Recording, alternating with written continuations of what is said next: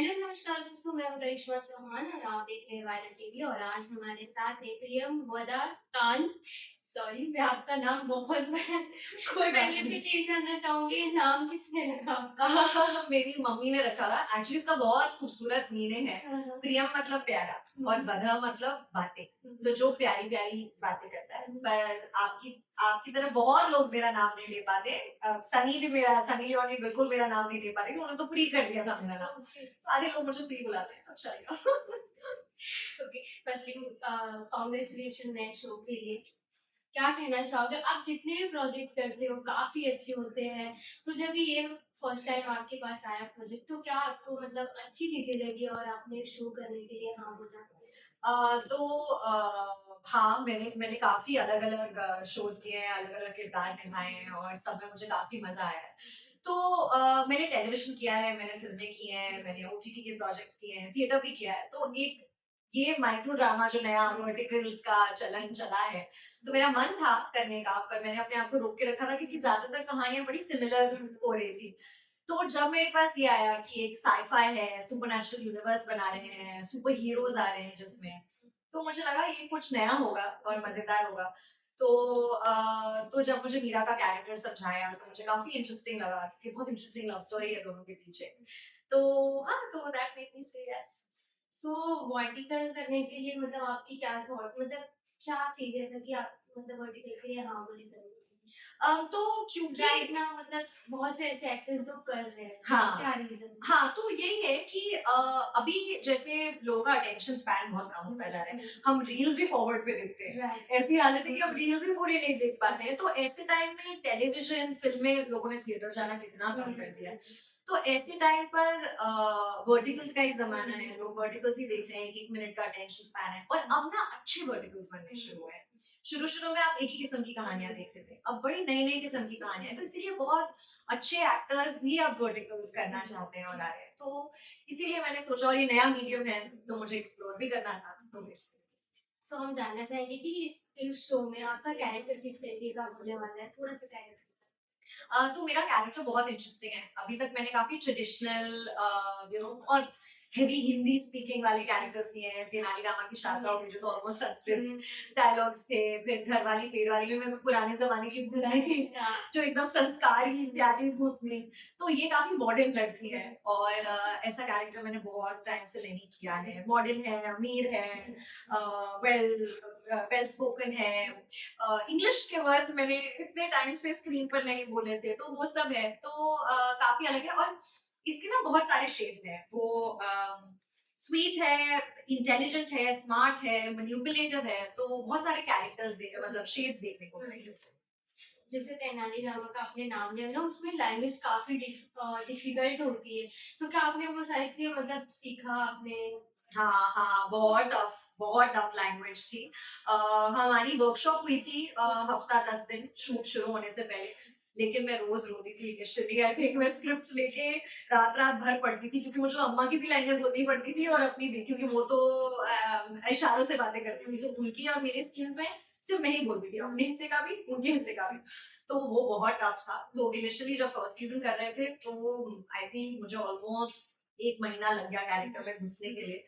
पर वो एक्टर्स के साथ होता है, एक बार आपके अंदर घुस गया ना वो कैरेक्टर, फिर आप उसकी तरह सोचने लगते हो, उसकी तरह बात करने लगते हो। तो initially it was tough but फिर आदत पड़ गई। यू नो कभी-कभी शो काफ़ी अच्छा चल रहा होता है और अचानक ही ऐसा आता है कि अब ये शो बंद करना पड़ेगा। जैसे कि घरवाली और पेड़वाली की बात करें तो अच्छा रिस्पॉन्स मिल रहा था ऑडियंस का, तो उसका थोड़ा-सा एक्सपीरियंस बताइए। और जब आप लोगों ने सुना कि शो बंद हो रहा है, तो क्या रीज़न था मतलब शो बंद होने का? हाँ, बहुत बुरा लगता है as an actor because I think just when आप कंफर्टेबल होते हैं, 3 महीने तो शो के सेटअप और सब कुछ राइट। कंफर्टेबल होने में लगता है। उसके बाद 6 महीने बाद सब सेटल होता है, फिर आप थोड़ा रिलैक्स्ड होते हो 6-7 महीने बाद कि अब चलेगा, अब रिलैक्स होंगे। पर आई थिंक शो का रिस्पॉन्स तो बहुत अच्छा है। अभी भी लोग उसे ज़ी5 पे देख रहे हैं और बहुत उसका भी बहुत मैसेजेस आते हैं वगैरह। But I think they decide to shut the channel, जो बहुत ऐसा शॉक था क्योंकि उनके चैनल पे 2 ही शोज़ थे और वो और नए शोज़ नहीं लाना चाहते थे। तो चैनल बंद करने की वजह से उन्होंने शो बंद किया। बट या अनफॉर्चुनेटली हमारा भी उस चक्कर में चला गया। लेकिन जितना भी चला आई थिंक वैसे भी आईसी अब आजकल तो ओटीटी है, तो उस हिसाब से तो ज्यादा ही एपिसोड्स किए हमने, और आई एम ग्लैड कहानी दर्शकों तक एटलीस्ट पहुंची, क्योंकि कई शोज तो शुरू होने से पहले ही बंद हो जाते हैं। राइट, तो हाँ। हाँ। कुछ शो ऐसे हैं कि जो 1 हफ्तों में भी बंद हम्म, होते हैं। तो क्या कहना चाहेंगे, इतने सारे रियलिटी शो आ रहे हैं, तो कभी आपको ऑफर हुआ या फिर आपने मतलब आपको अप्रोच हुआ और आपने ना बोला, ऐसी सारी चीजें कुछ हुई? या अभी आप ट्राई कर रहे हो? नहीं, एक्चुअली मैंने एक रियलिटी शो किया है, स्प्लिट्सविला, या ओह जो मैं जीती हूँ, और उसका आई थिंक हैंगओवर अभी भी चल रहा है, अभी भी लोग मुझे उसके लिए मैसेज करते हैं और प्यार देते हैं, और उसके खत्म होने के थोड़े टाइम बाद मेरा फिर भी मन था कुछ करने का, बट आई थिंक अब जिस तरह रियलिटी शोज में इतना ड्रामा हो रहा है ना कि I don't think I can personally handle it, मुझसे नहीं हो पाएगा। तो मुझे देखने में बहुत मजा आता है, पर जाके वहां मैं मुझे नहीं लगता सर्वाइव कर पाऊंगी। बिग बॉस भी आया है, तो अगर ऑफर होता है तो जाओगे? नहीं, फिलहाल तो मुझे अपना मेंटल पीस सबसे ज्यादा इम्पोर्टेंट है, क्योंकि मुझे पता है कि एक रियलिटी शो करने के बाद आप मेंटली बहुत एग्जॉस्टेड होते हो, और काफी emotionally mentally takes a toll on you, और काफी महीने ऑलमोस्ट साल लग जाते हैं उससे बाहर आने में। तो इस वक्त मैं बहुत अच्छे जोन में हूँ, अच्छे अच्छे रोल्स कर रही हूँ, तो फिलहाल तो मेरा मन नहीं है, फिर कभी और मन बनेगा तो देखते हैं, बट जिस तरह से रियलिटी शोज में जितना ड्रामा हो रहा है इस वक्त, मुझसे हैंडल नहीं होगा। आपको क्या लगता है कि सब कोई रियल करता है या सब फेक करते हैं सिर्फ कैमरे के लिए? नहीं, एक्चुअली फेक नहीं कर पा सकता कोई इतने टाइम तक।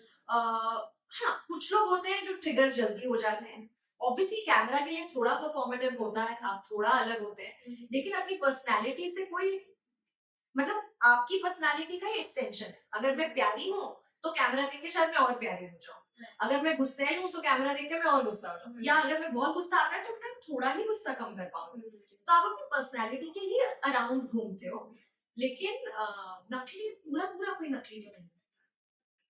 बैक टू योर शो, तो जानना चाहेंगे कि जितना भी आप लोगों ने शूट किया है, कौन सा आपका फेवरेट पार्ट था? और मतलब कोई वीडियोस अगर आप हमारे साथ शेयर करना चाहें कि हाँ ये सीन करके मुझे बहुत मजा आया। बहुत ही इंटरेस्टिंग सीन्स थे, सूर्य और मेरे काफी केमिस्ट्री और रोमांटिक सीन्स हैं, तो वो भी काफी अच्छे हैं। एक बहुत मजेदार सीन है जिसमें मुझे ठंड, मीरा को ठंड लग रही होती है और सूर्य अपनी शर्ट उतार कर उसे शर्ट पहना देता है, और फिर वो एसी ऑफ करता है और कहते हैं तो एसी भी ऑफ कर सकता था, but I think that's a really meme material show, क्योंकि शर्ट कौन उतारता है? मतलब जैकेट उतार के कोई पहना सकता है, पर शर्ट कौन उतारता है? तो बहुत फनी था, जब हम शूट भी करते थे हमें लग रहा था ये क्या हो रहा है, बट आई थिंक वो शायद दर्शकों को मजा आया देखने। लास्टली आपके फैंस एंड ऑडियंस के लिए क्या मैसेज देना चाहेंगे? अभी तक मुझे इतने अलग अलग किरदारों में आप सबने इतना प्यार दिया है। बैड बॉय सूर्य आ रहा है, मैं मीरा का किरदार निभा रही हूँ जो बहुत अलग है। 23 अगस्त को रिलीज है 12 बजे ऑलराइट टीवी पर, और मैंने खुद नहीं देखा है अभी तक शो, यूजुअली थोड़ा बहुत हम लोग देख लेते हैं तो पता होता है क्या है, तो मैं भी आप लोगों के साथ ही देखने वाली हूँ, प्लीज देखिए और मुझे जरूर बताइए आप लोगों को कैसा लगा। हाय, दिस इज प्रियंवदा कांत और आप देख रहे हैं वायरल।